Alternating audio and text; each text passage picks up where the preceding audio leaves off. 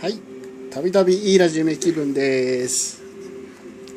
先ほどの TXT1 のですね、ギアの異音ですかの原因はですね、どうもここにありそうですね。このピニオンからここを取ります。取りますと、全く問題ないですよね。そうですね、よいしょ。よーい。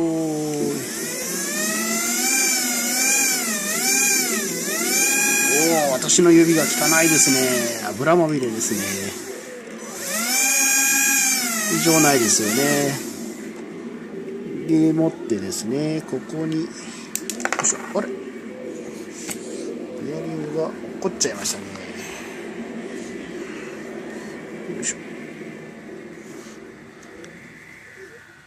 なんかテレビはドラゴンボールがやってますね。聞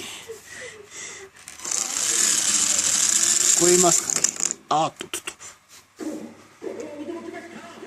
これはまずい。よいしょ。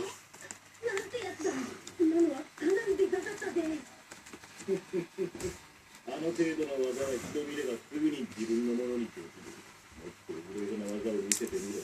これはどんどん強くなる。これほどにできる。全くあっぱれだ。ペアリングが落ちちゃいましたね。ちょっと待ってくださいね。はい、すいません。見つけました。よいしょ。じゃあ、ペアリングを入れまして、もう一回ですね。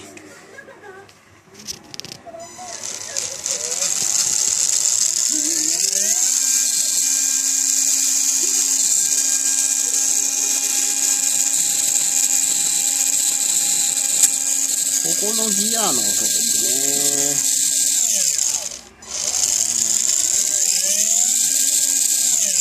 ね。ピニオンとのバックラッシュはこんなもんでいいと思うんですが、ちょっと調整してみましょう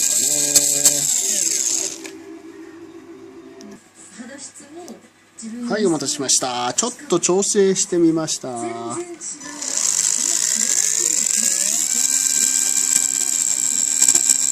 ちょっと音がしてるけど、どうでしょう。全体的には消えたかなと思いますね。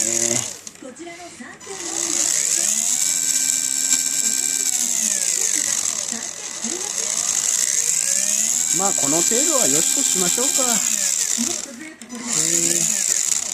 か。あとは全体組んでみてですね、異音が出るかどうかですね。まあ規則的なカリカリ音なので、規則ではないですよね。